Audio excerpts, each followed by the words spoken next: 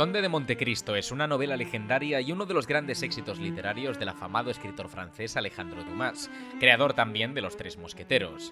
Esta novela había sido adaptada al medio cinematográfico en varias ocasiones, destacando sobre todas La venganza del Conde de Montecristo en 2002 del director Kevin Reynolds. A pesar de ello, en su mayoría, las adaptaciones han moldeado las tramas y la narrativa de la obra fuente, y aunque eso es lo que debe hacer esencialmente una adaptación, son cambios realizados en favor de propósitos efectistas y elementos simplificadores. La novela es una obra muy larga y eso puede lastrar los objetivos que tiene una adaptación con respecto a la audiencia. Es entonces, en el año 2024, cuando llegan Mathieu Delaporte y Alexandre de la Patellier, directores que ya habían adaptado Los Tres Mosqueteros y nos entregan la que a día de hoy considero la mejor adaptación que se ha hecho del Conde de Montecristo. No solo por entender a la perfección el ánimo y carácter de la novela, sino porque la esencia de la película es un sensacional calco a la de la obra original, haciendo un montón de cambios en el texto. Además, el tono aventuresco en su ritmo y montaje me ha recordado al mejor cine del género de principios de los 2000, un trepidante mar de sucesos cimentado por la trama y los diálogos, sin depender de la acción, la sobreexposición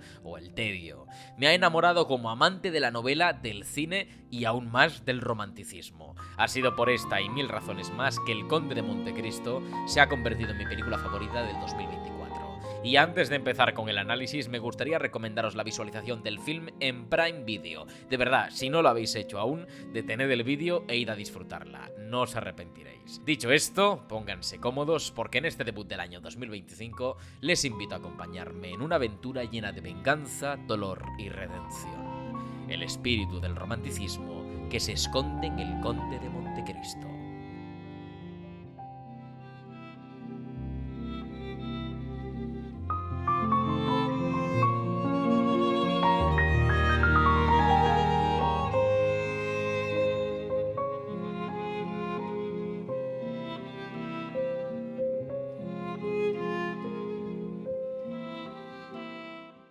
En la novela, Dumas a menudo se refería a las tempestades como fenómenos que forjaban, agazapados, un mal agüero. Las tormentas simbolizaban en el viaje de la novela un elemento natural inevitable, poderoso y temible. Unas capas negras percibidas como un destino fatal, aún más para un marinero. Y todo esto simboliza la inmunda vida de Dantes y también su nacimiento como Conde de Montecristo. La película comienza con un texto que nos advierte el contexto sociopolítico, para sumergirnos en una tempestad que se ve en pantalla y se escucha en la música. Una composición resuena con las olas y la destrucción de la escena, incluyendo tanto instrumentos de viento, representando el viento y los truenos, como de cuerda, haciendo lo propio con los rayos.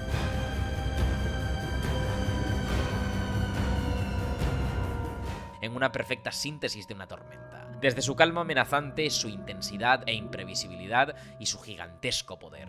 Este será el evento que marcará la caída de Edmundo Dantes, una tempestad que selló su destino y todo por su altruismo. Esto define lo que construirán ambos directores a lo largo de toda la película en cuanto a la adaptación, un retrato fiel al espíritu de la obra, pero abierto a cambios y modificaciones. Aquí ya hay muchísimas. Ángela no es un personaje existente en la obra original, Edmundo no se tira a la mar a salvar a nadie y la carta que lo hace caer preso era un recado que tenía de su capitán. A pesar de que hay muchos cambios, en esta adaptación sentimos que Edmundo cae por una cualidad redentora del ser humano, como lo es la solidaridad, pero de una forma diferente y con un arranque del relato profundamente romanticista.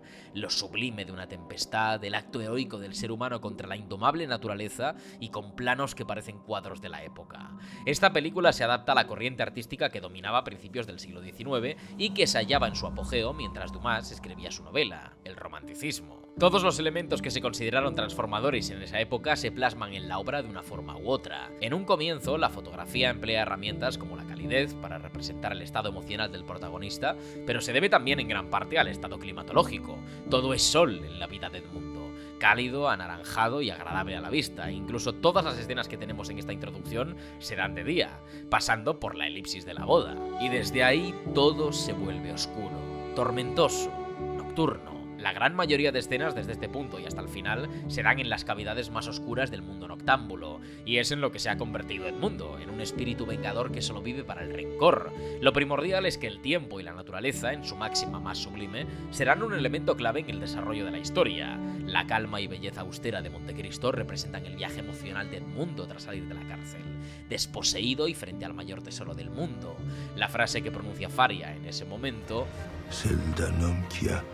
Le monde dans le creux de sa main. Es una síntesis del arquetipo romántico, aquel que ha desafiado las leyes divinas y naturales. No es casualidad que el póster de la película sea un calco del caminante sobre el mar de nubes, una de las mayores exaltaciones del individualismo sublime de lo romántico. Cuando Edmundo encuentra este tesoro, obtiene un plano que le muestra por encima de todo. Pero no nos adelantemos. Antes de eso, quiero hablar de la estructura y tono de aventuras que tiene esta película. No es que este género viva de escenas hipercondensadas y puramente funcionales, pero sí que existe un equilibrio en el ritmo de una película de aventuras, y aquí se advierte desde el primer acto. Aunque parezca mentira, Edmundo encuentra el tesoro a la primera hora de metraje. 1 hora. Y esto se debe a que el ritmo que imprimen ambos directores en la historia es sensacional. La película dura casi 3 horas y el montaje ayuda a digerir una trama densa y exageradamente elíptica. Hay un transcurso de 20 años en un total de 4 elipsis, si no contamos la del final. Y aún así se siente completa porque todas las escenas tienen un impacto emocional y una funcionalidad casi perfecta. Al principio no paramos de obtener refuerzos positivos. La relación con Morrel, el padre de Edmundo, Mercedes, la familia Morcerf, la boda, todo, a pesar de la incipiente oscuridad del casamiento, es extremadamente positivo. Y todas las escenas están cargadas de una emocionalidad agradable, natural y tierna. Hasta que llegan los soldados del rey y Edmundo es detenido en su propia boda. El plano más representativo de este momento es el que muestra a Mercedes inmóvil, que con un movimiento de cámara agresivo es despojada de su amado, de su esperanza y felicidad. Quedaos con este plano porque se va a repetir en el momento más clave de la película. Desde el momento de la detención, todo en la vida de Edmundo cambia y me encanta cómo en cuanto a montaje y composición, la película se va transformando.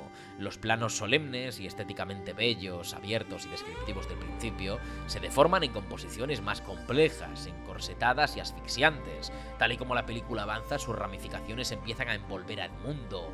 La naturaleza vuelve a aparecer cuando llega al Palacio de Justicia.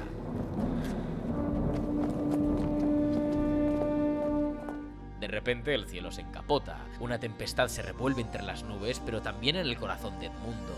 Esta composición muestra a la perfección su estado de ánimo, una pequeña presa en garras de la autoridad a punto de llevarle hasta el cadalso, que se eleva por encima de él para formar una pirámide estamental, una en la que se encuentra en la base, completamente susceptible. Y los ahorcados acaban de matizar esta emoción.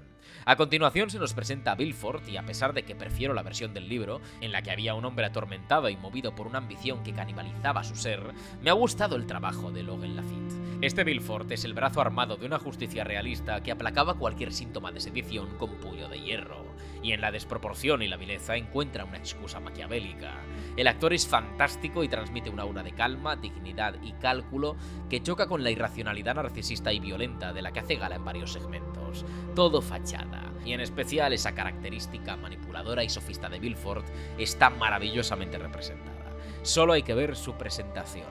El procurador habla por primera vez fuera de cámara, al fondo de una sala gigantesca que aliena y amedrenta de igual forma a Edmundo, empequeñecido ante su grandeza. Y entonces vemos a Villefort, igual de pequeño ante esta sala, pero con una gestualidad de la que solo podrían hacer gala los poderosos. Cada paso es calculado, sosegado y elegante. La parte más oscura de la sala se engalana ante la lúgubre personalidad del procurador, mientras este habla de su miedo al mar y a las criaturas que surgen de las fosas abisales. Se está describiendo a él mismo, emergiendo de la tempestad para devorar a Edmundo. Y según lo hace, revela su rostro, poco a poco, mientras se va haciendo más grande. Todo desde la perspectiva de nuestro protagonista. Y la cámara se mueve sobre el eje para irse al lado contrario cuando Dantes pregunta sobre su situación. Y tanto en su monólogo como en el lado de interrogado, Villefort se siente cómodo y regenta poder sobre la cámara desde cualquier ángulo. Me encanta porque a pesar de ser un hombre oscuro, parece que desde el principio cree en Dantes de forma instintiva, como ocurre en la novela, hasta que Edmundo menciona a Ángela. Villefort intenta ocultar su reacción y en el plano que lo muestra de espaldas al protagonista, podemos ver cómo se dibuja su conflicto entre la luz y la oscuridad, hasta que el procurador elige la sombra y el engaño ante la pureza del pobre Edmundo. Fernando, de hecho, vuelve a pasar por este proceso fotográfico en el que la oscuridad le engulle por su avaricia y amor ante la postura inflexible de Villefort. Incluso en la escena entre Categoux y Danglars se puede ver esa dualidad entre la luz y la oscuridad, entre la pureza y la maldad. Todo lo que mencionaba de la naturaleza y la iluminación aquí adquiere una nueva dimensión. En el momento que se llevan a Edmundo a la cárcel, cuando este cae agredido por uno de los guardias, empezamos a percibir ese juego entre luces y sombras. Edmundo cae sobre una fuente de luz dura, intensa y cegadora que entra por la ventana. Quizá el recuerdo de esa vida que se le desvanece entre las manos, mientras su cabeza se hunde en la oscuridad. La sombra de su caída y la del carcelero enfatizan este contraste lumínico. La ruptura en Edmundo es evidente. Su cuerpo vivirá y será consumido por el castillo de If, pero su mente, su identidad, la de Edmundo Dantes, se perderá en la oscuridad. El cenital expresa una posición de vulnerabilidad extrema y a su vez muestra una vista casi divina de los sucesos. Parecemos los espectadores, junto al narrador omnisciente de la novela, observando el destino trágico de estos personajes. Esa misma fórmula se emplea en el momento que Mercedes recibe la noticia de la condena. Se deshace en el suelo, entre los brazos interesados de Fernando. Su vestido azul delata su soledad y tristeza, y el rojo de Fernando, de la violencia y la guerra, aquí se convierte en una pasión consoladora, a la que agarrarse en medio de este infierno. Este es el destino de Mercedes, sellándose, en un cenital que le arrebata todo y solo le deja en los brazos de un ser ladino. Los paralelismos entre la condena de Edmundo y Mercedes recibiendo las noticias son increíblemente evidentes. El pasillo por el que se llevan a Edmundo, en cámara lenta, simboliza cómo el tiempo se deformará para siempre, convirtiendo su vida en una tortura lenta y calamitosa.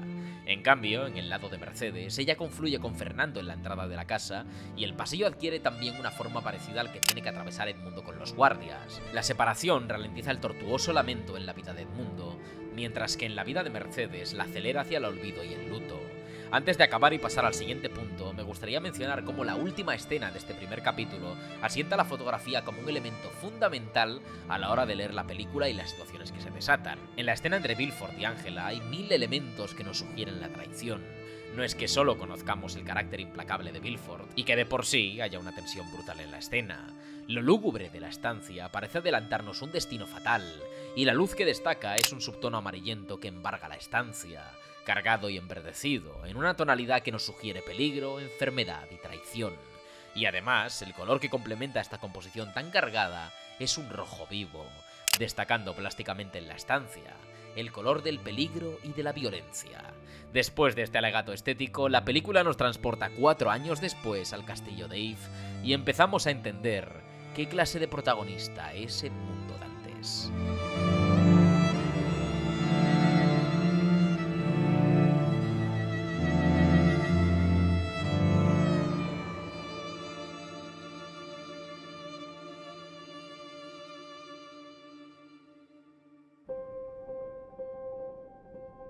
Edmundo Dantes, por carácter y contexto, es un héroe romántico, un arquetipo nacido de las nuevas convenciones que presentaba el romanticismo, de entre las cuales se popularizó el antihéroe, un tipo de personaje que persigue objetivos nobles, pero cuyos medios y herramientas para alcanzarlos pueden sobrepasar la ética y la moral. Una perfecta representación del individualismo de este tipo de héroe que desafía las convenciones sociales, el destino, la fe e incluso a los dioses, como puede ser Prometeo.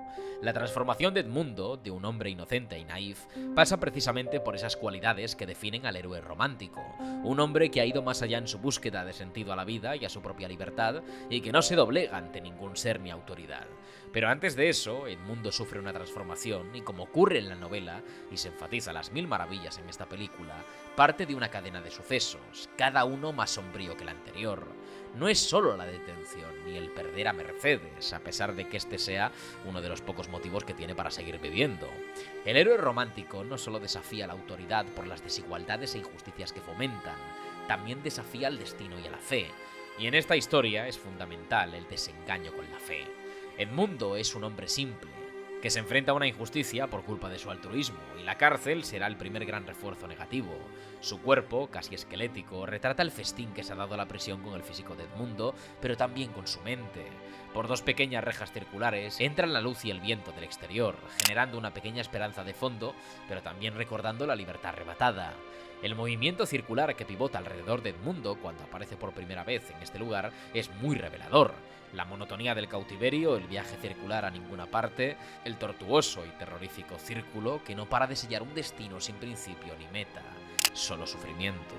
Y en pequeños instantes de calidez, Edmundo puede transportarse brevemente a aquellos momentos con Mercedes, hecho que, como dice el propio Andrés de Haydée más adelante, le souvenir qu'elle portera à jamais, celui d'un moment de vie qui vaut une vie entière. Me encanta cómo se introduce a Faria, porque las velas se convierten en su distintivo, tanto de su celda como del agujero. Es alguien que tímidamente enciende una pequeña llama de esperanza en el mundo, y eso lo demuestra, sin miramientos, su reacción cuando abraza al abate. La calidez humana, 4 años después, como un oasis en el desierto.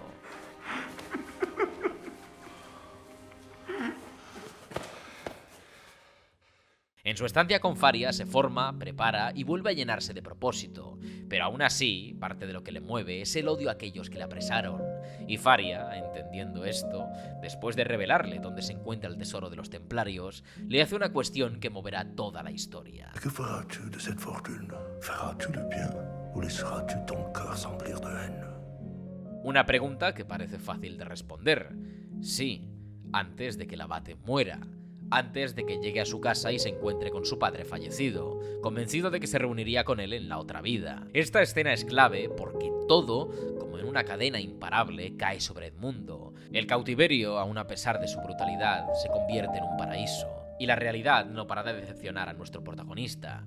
La unión entre Mercedes y Fernando parece acabar de derrotarle, pero recuerda el tesoro como un medio para recuperar su vida. Y a pesar de obtener toda esa riqueza, ya transformado en el conde de Montecristo, se entera del destino de Ángela, Morrel y la traición de Fernando. Desarrollaré esta escena con Caderousse más adelante, pero me encanta la nueva dimensión que le da a este personaje la película.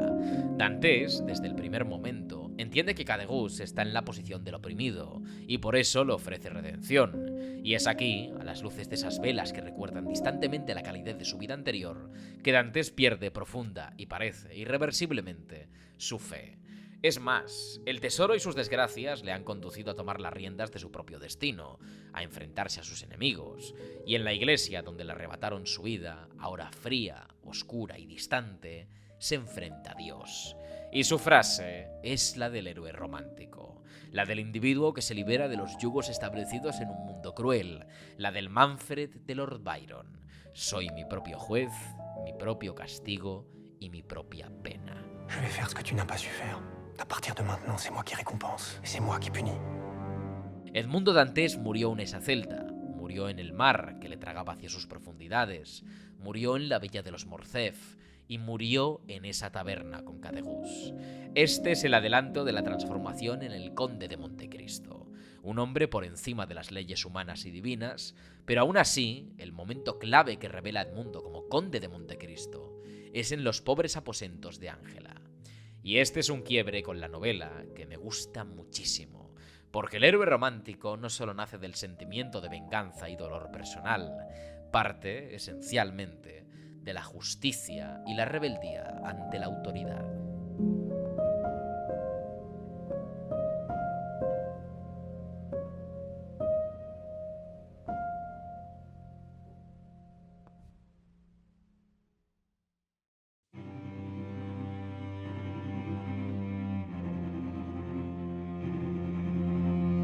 En la conversación con Caderousse y el papel que tiene este en la historia de la película hay cambios sustanciales con respecto a la novela y creo que le da un espíritu más romántico a la historia. En la obra fuente, este personaje es un cómplice de la traición a Edmundo, y a pesar de que como conde le ofrezca la redención, la avaricia de Caderousse le empuja a traicionarlo de nuevo y es lo que le lleva a su muerte. Dumas con este personaje quería representar la avaricia y codicia humana incluso en aquellos menos privilegiados, como una alegoría de una sociedad cada vez más centrada en los bienes de consumo y las riquezas antes que la integridad moral. En cambio, en la película, Caderousse se representa como un pobre diablo que se vio envuelto en una conspiración entre un capitán, un conde y un procurador, uno más de la plebe que ante las injusticias de los poderosos cayó por miedo a la represión. Edmundo se ve reflejado en la susceptibilidad de Caderousse y aun a pesar del rencor que queda en su corazón, le ofrece la redención, ante el arrepentimiento profundo del marinero. El héroe romántico destaca por su desafío a los poderosos, en especial aquellos que utilizan su estatus y poder para herir a los inocentes, a través de reglas morales que inventan a placer para poder mantenerse en sus tronos. Edmundo ve en Caderousse a un individuo manipulado y amenazado por el mismo sistema que le hizo daño a él. Del mismo modo que Fernando sea un conde desde el principio, y a su vez el mejor amigo de Edmundo, expone cómo el poder y el privilegio pueden corromper vínculos sin esfuerzo. Todos los villanos son burgueses o instrumentos de la realeza que han traicionado, asesinado, especulado, explotado, esclavizado y ejecutado. Todo porque el poder judicial y sus estatus sociales se lo han permitido. Aquí Edmundo comprende a Caderousse y entiende que su venganza no se extenderá a cualquier persona, sino a los que, a día de hoy, siguen abusando de sus posiciones de poder. Y a pesar de que esa conversación le lleve por el camino de la venganza, es el encuentro con Angela el que acaba de transformarle. Este personaje no existe en el libro, ya que su trama la ocupa el padre bonapartista de Villefort, personaje con el que Edmundo no tiene trato en la novela. Ángela es la razón por la cual Edmundo fue encerrado y ambos, traicionados por Villefort, se encuentran en uno de los lugares más ponzoñosos de Marsella. Edmundo de hecho atraviesa estos callejones dejando atrás la luz e introduciéndose cada vez más en la oscuridad, hasta que se encuentra una situación que lo expone peor que él. La historia de Ángela es horrenda, y a pesar del dolor que le ha causado, admite emocionada que entre la venganza y la vida eligió lo segundo. Entre la vengeance et la vie, j'ai choisi la vie. Esto apela a la humanidad de Edmundo, pero siendo testigo de este hórrido escenario, es lo que le mueve finalmente a convertirse en conde de Montecristo. Y abandonando la tímida vela que ilumina este funesto encuentro, Edmundo Dantes se hunde, y en su encuentro con Andrés, en un pasillo aséptico, frío y desesperanzado, pronuncia su nueva identidad. El antihéroe romántico por excelencia, el brazo armado de la fatalidad. Je suis le comte de Monte-Cristo.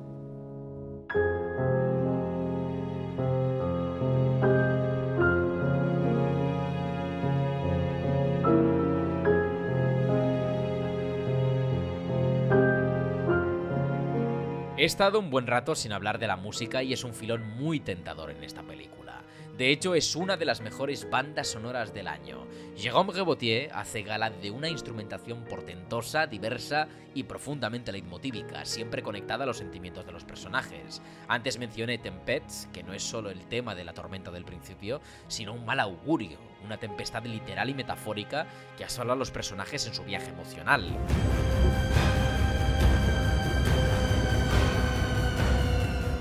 Cuando detienen a Edmundo, vuelve esa tormenta, sublimada y engullendo sus esperanzas.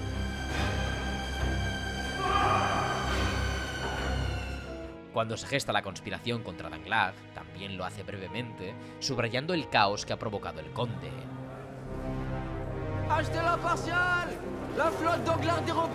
O cuando Andrés asesina a Villefort tras el juicio.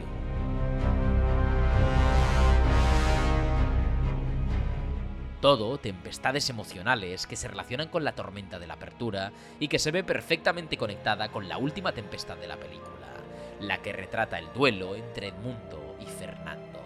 De nuevo, literal en la escena y en la música y metafórica en lo emocional.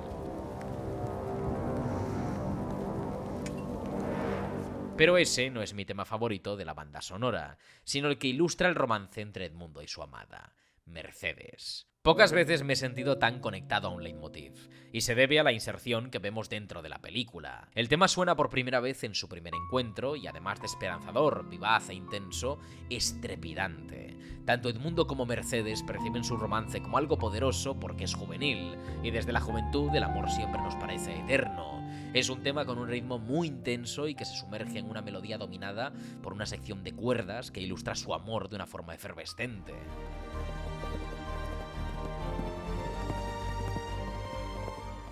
En el romanticismo, gracias a instrumentistas como Paganini o las óperas y la involucración directa de los instrumentos en su narrativa, los violines se convirtieron en un símbolo del romance. En su sonoridad se podía intuir melancolía, intensidad y también paz.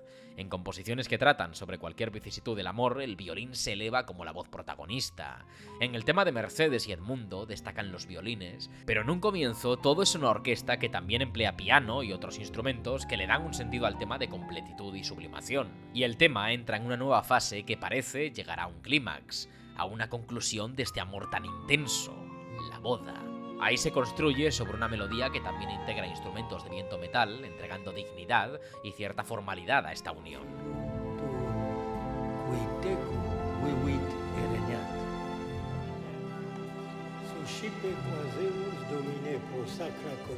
Pero el tema se interrumpe abruptamente antes de que pueda llegar a su clímax. Esto vuelve a ocurrir cuando Edmundo regresa a Marsella, a la villa de los Morcerf, cuando creía que volvería a reunirse con Mercedes y se encuentra con una de las antiguas criadas que le conocía, apuntándole con un mosquetón.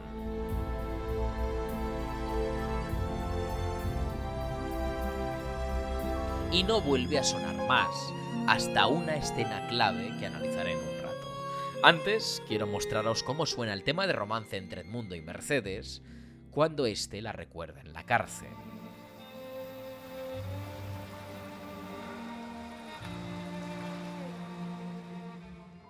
Ya no es trepidante, no tiene esa vitalidad, es un violín solitario queriendo revivir aquella intensidad, aquella sección de cuerdas que acompañaba de forma portentosa una composición que ya no está, y solo quedan las cenizas de lo que un día ardió con fuerza. Ese es el recuerdo que resta de Mercedes en el corazón de Edmundo, un amor que le arrebataron y lo convirtieron en imposible, atormentándole a perpetuidad.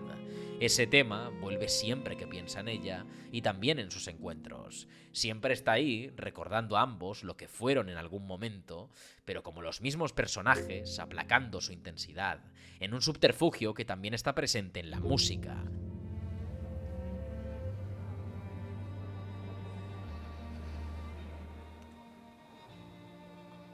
Me ferez-vous le plaisir et l'honneur d'être un jour notre invité? Ese violín, que llora en soledad, está presente en los corazones de Edmundo y Mercedes, y ese cambio, esa evolución que ambos han experimentado, está presente en este baile, en el que es el mejor diálogo entre ambos. Mercedes le dice a Edmundo sobre Alberto y Haydée que parecen tener prisa por vivir, algo que podemos sentir en las escenas que ambos comparten al principio de la película. Y si recordáis, está en la propia música, aquella composición de romance trepidante y sumamente inmensa que ahora se ha convertido en un violín llorando por su amor perdido. La escena se ralentiza y escuchamos cómo se desgarra ese amor mientras Mercedes y el conde atraviesan el salón del baile.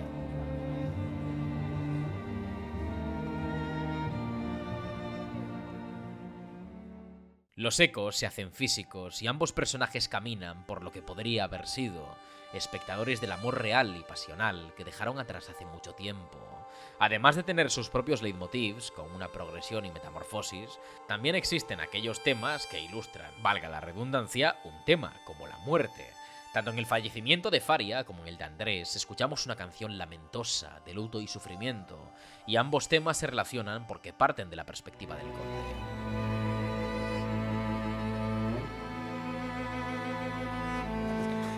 L'abbé.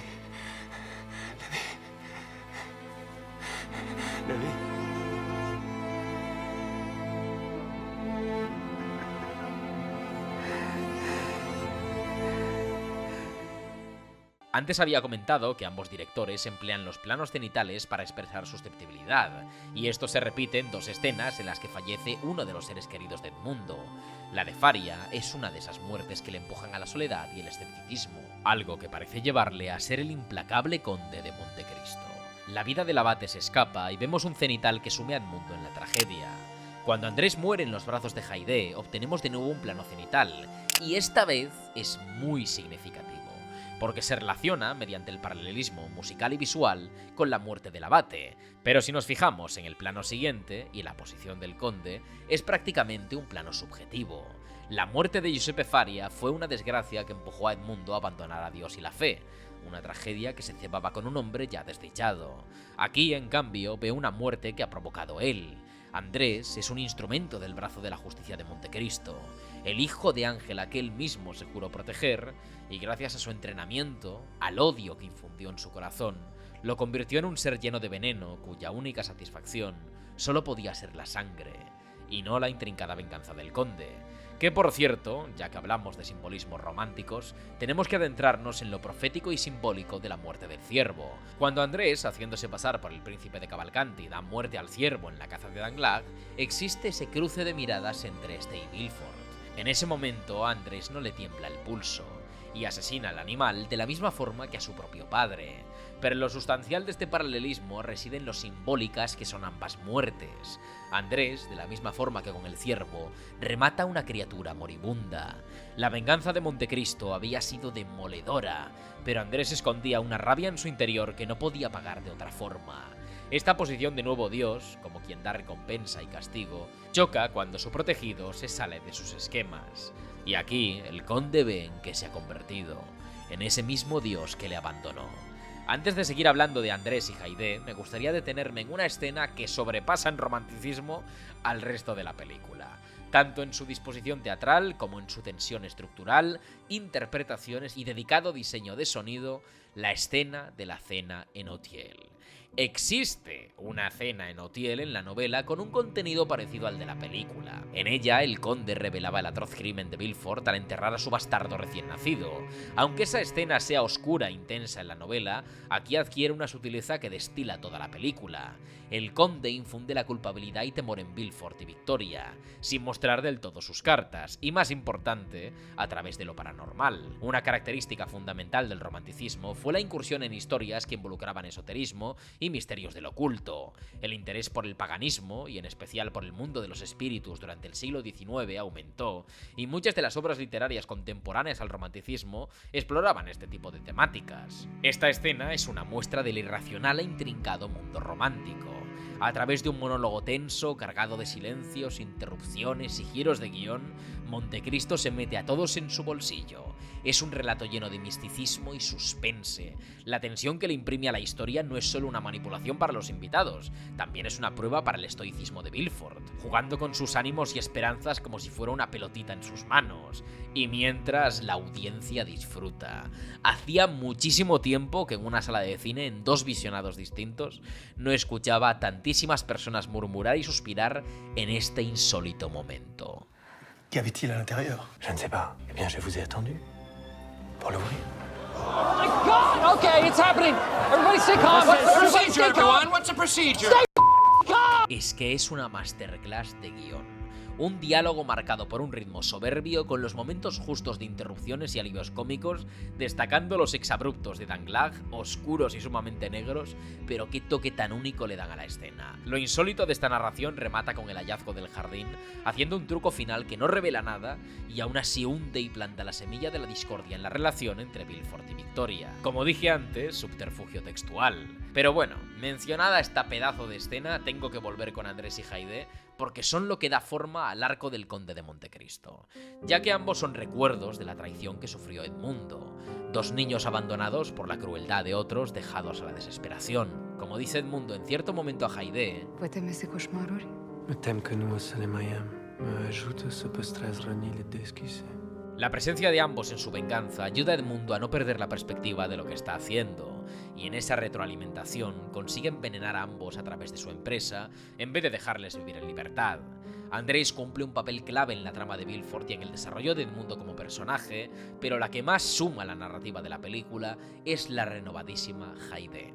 Este personaje es prácticamente idéntico al de la novela, con una salvedad, y es que aquí cumple un rol más paterno-filial con respecto al conde, al contrario que en la obra fuente, donde se convierte en la nueva mujer de Montecristo. A pesar de que el significado del amor entre Haydée y Edmundo sea muy profundo en la novela, creo que la película hace un acercamiento más interesante.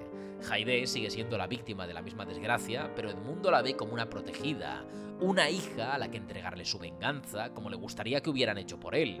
Pero Haydée, en medio del plan, acaba enamorándose de Alberto, el hijo de Mercedes y Fernando, una clara referencia al enamoramiento entre Maximilien Morrel y Valentín de Villefort en la novela. La relación entre Alberto y Haydée es insistente a lo largo de la película porque exhibe lo que habría sido la vida de Edmundo y Mercedes si no les hubieran arrebatado su amor. En cierto modo, el conde le está arrebatando esa posibilidad a Haydée, pero a la vez se la entrega. tanto castigo como recompensa. Y al final, la misión de Haydée se convierte en ambas cosas. Que exista una relación entre ambos hijos, si consideramos a Haydée como una hija adoptiva del conde, el romance entre Mercedes y Edmundo puede pervivir a través del mismo y tener el final feliz que ellos ansiaban. Es entonces paradójico e irónico que Edmundo no recuerde su tragedia cuando Haydée le confronta después de revelar la verdad a Alberto. Vous n'avez donc aucune pitié? Et eux, en ont-ils eu pour Edmond Dantès?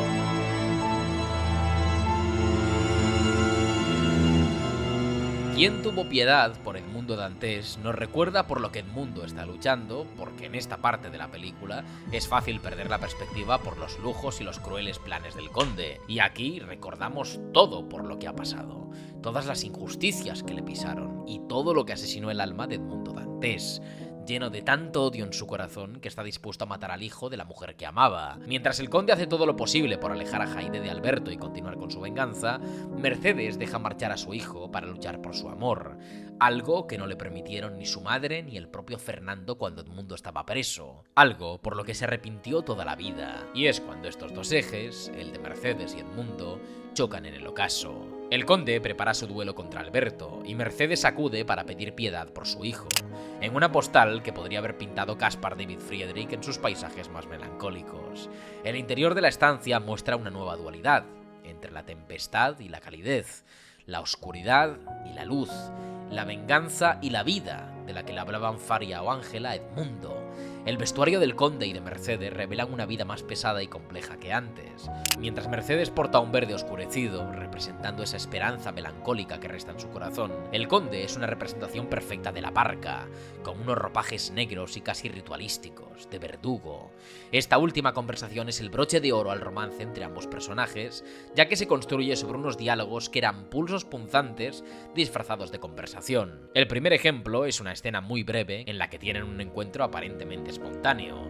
Me encanta cómo están dirigidos y escritos estos diálogos. Se puede palpar en la tensión y rigidez de las frases miedo por hablar abiertamente de la identidad del conde y también una comunicación sutil a través de subterfugios, como el momento en el que Mercedes le dice que le recuerda a alguien y Edmundo se queda sin palabras. No hace ningún gesto y aún así le confirma sutilmente que efectivamente es él del que habla. Y a continuación le dice que lamenta haberle traído malos recuerdos, refiriéndose a sí mismo. C'est moi qui suis désolé, madame, de vous avoir rappelé à ce mauvais souvenir. Si nos fijamos en la actuación de Pierre Nini, al decir malos recuerdos, eleva la mirada interrogando a Mercedes. Está dejando la pelota sobre su propio tejado para que ella responda que no lo son, para que admita que le sigue queriendo o que le sigue llorando. Y Mercedes responde: Rassurez-vous, il s'est dissipé. Un puñal en el estómago habría dolido menos. Es brillante esta comunicación prácticamente gestual. La escena que mejor expone esta situación es la que mencioné antes, poco después del paseo a través del salón. Esta pregunta Et cet amour vous est resté au cœur. y esta respuesta. On n'aime vraiment qu'une fois. La ambigüedad en cada frase es oro. Cómo Edmundo responde a la vez a todo y a nada. Y este par, que personalmente son mis favoritas. Cuando Mercedes le pregunta, Avez-vous revu cette femme? y él le responde, Jamais. y Edmundo dice la verdad. De la misma forma que él no ha podido volver porque falleció en tantas ocasiones, la Mercedes de Morcerf que ha conocido no es la Mercedes de la que se enamoró. A lo que le sigue la pregunta de Mercedes Lui avez-vous pardonné ce qu'elle vous a fait souffrir? y la respuesta del conde. On ne peut pardonner qu'à ceux qui nous demandent pardon. Es impresionante cómo este diálogo es un pulso constante en el que ambos no pueden decir una palabra más alta que la otra, porque podría romperles un destino fatal que no están dispuestos a aceptar por el enorme peso que tiene la verdad. Y todo esto nos lleva a su última conversación, en la que Mercedes presiona al conde para revelar su identidad. Edmundo cede y tras entregarle la carta a Mercedes y ver su reacción, se derrumba y le concede a Mercedes lo que ella le pide. Tu veux que ton fils vive. Il vivra. Pero las llamas de la estancia captan la atención del conde, y mientras Mercedes se abraza a él y celebra por fin su reencuentro, todo cambia, y el conde por fin entiende que no queda nada más que él. Edmundo Dantes ya se fue hace mucho y la razón de la venganza, lo que le ha convertido en el conde de Montecristo, solo puede mantenerlo o destruirlo. Y lo que dice es lo que nos expone un alma totalmente rota. Si je renonce à me faire justice, je renonce à la seule force qui me tient en vie.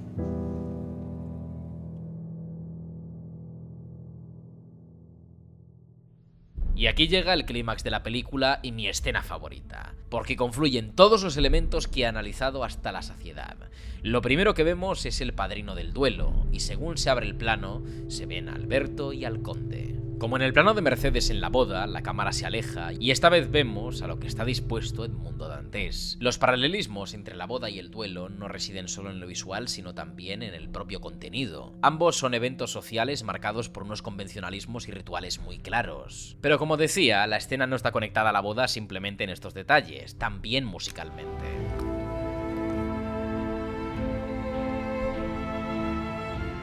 El tema que escuchamos solo suena 2 veces en toda la película. La primera vez se dio durante la boda, es la construcción del romance entre Edmundo y Mercedes, esta vez sobre una base fuerte, que es la del matrimonio.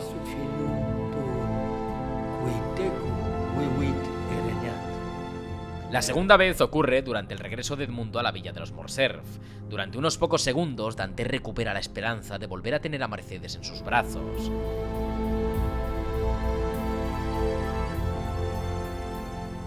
Pero la primera vez, la detención detenía la sublimación.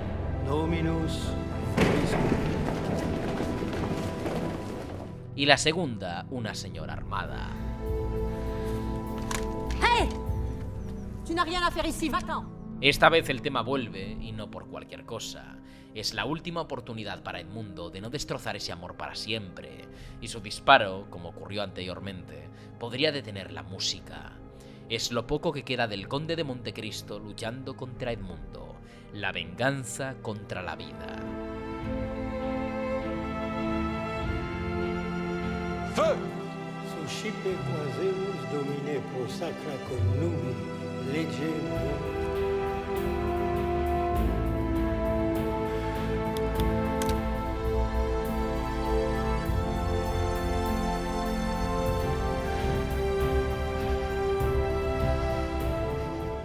Por si fuera poco, la naturaleza vuelve en este instante de forma fugaz, y apagando las tempestades y el ocaso, el amanecer toma protagonismo. Es el alma de Edmundo renaciendo en este momento, una transformación que le hará dejar atrás la venganza. Lo profundamente pasional de este momento está en el texto más superficial. Edmundo tiene ante él el hijo de Mercedes y Fernando, el fruto de su marcha, la progenie de su rival. Es el recuerdo constante de la vida que no tuvo con Mercedes, y como un día 3 malnacidos se pusieron de acuerdo para quitarle la vida a Edmundo, él ahora está a punto de quitarle la vida y el amor tanto a Alberto como a Haydée. De hecho, el vestuario de Alberto es clavado al de Edmundo en la introducción. Está viendo a un joven enamorado, como lo fue él en algún momento. Y la venganza muere por la misericordia. Pero no es solo la piedad lo que vuelve a Edmundo Dantes, también la fe.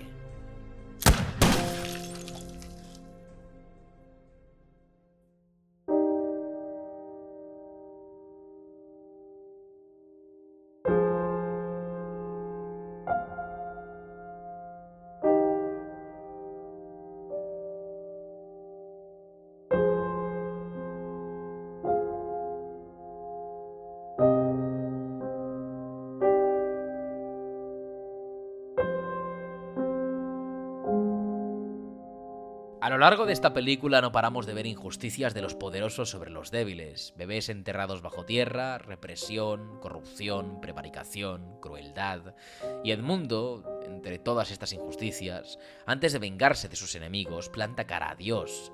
En cierto modo toma su papel porque cree que si vivimos en un mundo tan cruel es porque el Todopoderoso no está haciendo su trabajo o efectivamente también es cruel. Esto queda reflejado en su último diálogo con Haydée.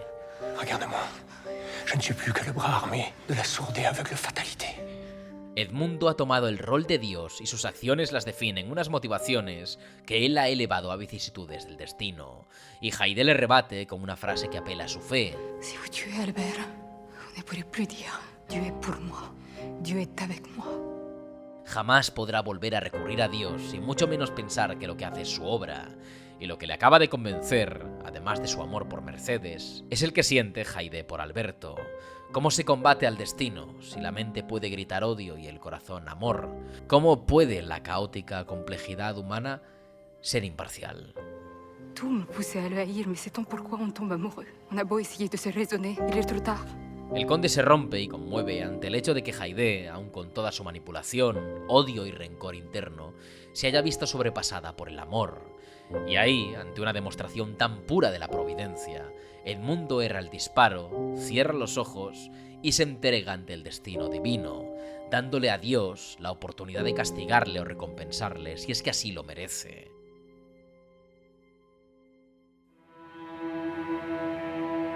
Aún a pesar de todas las penurias, el conde deja ir su venganza y deja en manos del Todopoderoso su destino, y entregándole la opción a Alberto, como no hicieron con él.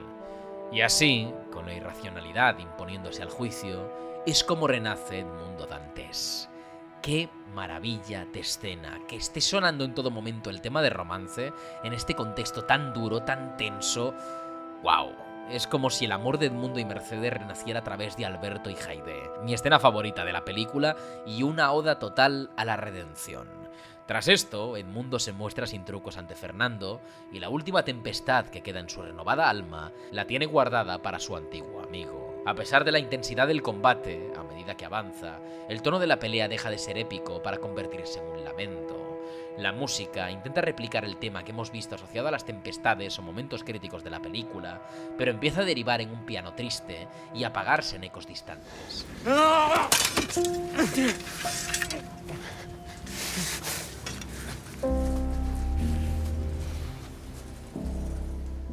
La tempestad que asolaba a Edmundo se deshace y aún a pesar de haber vencido, perdona la vida a Fernando porque esa es la mayor condena que puede sufrir, sin ningún familiar, con su reputación por los suelos e inválido por el resto de sus días. Edmundo ve en la muerte aún más misericordia, pero aún así, su piedad deja a Fernando en las manos del destino y de Dios, confiando en que sufrirá las consecuencias de sus acciones. El tema de la tempestad deriva en unas notas casi etéreas que apagan la acción y mira hacia un horizonte que se pierde entre una textura musical cada vez más difusa. Es Edmundo enterrando por fin su venganza. Y llega la conclusión. Edmundo deja una carta a Mercedes en la antigua iglesia en la que se iban a casar, más oscura que aquella vez en la que Dantes se enemistó con Dios. Un fragmento del pasado, donde Edmundo le dedica unas últimas palabras a su amada. Además de anunciar su partida, menciona a Haydée y Alberto como la esperanza de haber obrado bien, pudiendo hacer triunfar el amor que nunca pudieron vivir ninguno de los dos. Y se despide con esa frase icónica que todos aquellos que hemos leído El Conde de Montecristo recordamos: confiar y esperar. Aquello que Dantes considera como los dos pilares de la sabiduría humana. Aún a pesar de todo, casi nunca somos dueños de nuestro propio destino. La lectura que deja Dantes en este final no es solo la de dejar la venganza atrás. Antes mencioné los planos cenitales mostrando el destino trágico de los personajes, la muerte, lo inevitable. Todos estos relacionados muestran el sufrimiento, un sufrimiento nacido de un ciclo constante de violencia y maldad, que gira y gira y gira y gira y gira. Edmundo, al final, decide romper con ese ciclo, con el ciclo de venganza y violencia que ha marcado las vidas de todos, dejándonos con una reflexión que trata de la providencia y la esperanza. Edmundo no mereció nada de lo que le ocurrió, y su destino fue deformado y destrozado por el privilegio de unos pocos. Aún así, a pesar de haber sido despojado de toda humanidad, y más después de haber conseguido el mayor tesoro del mundo, renuncia a tener ese poder porque cree en la restauración que puede ofrecer la vida y porque ve en la esperanza un antídoto a la desesperación. Su ahijada, Haydée, es la mayor prueba. Una prueba de que el destino puede convertir odio en amor. La providencia como fe universal ante el lugar donde todo es horizonte. Y en este viaje lleno de incertidumbre llamado vida, si no díganselo a Edmundo Dantes, hay algo que nunca nos podrán arrebatar: la fe y el tiempo. Confiar y esperar.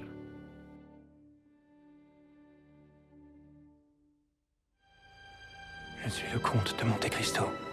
What the nouveau revu cette femme. Jamais.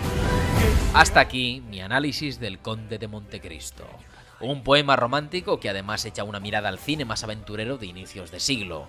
Una verdadera pena que Francia eligiera a Emilia Pérez para representar al país en los Oscar, porque con un mayor empuje comercial y mediático, Montecristo podría haber competido por muchas estatuillas. Si os ha gustado el vídeo, os invito a que dejéis un buen like, lo compartáis con todos vuestros amigos románticos y os suscribáis si aún no lo habéis hecho.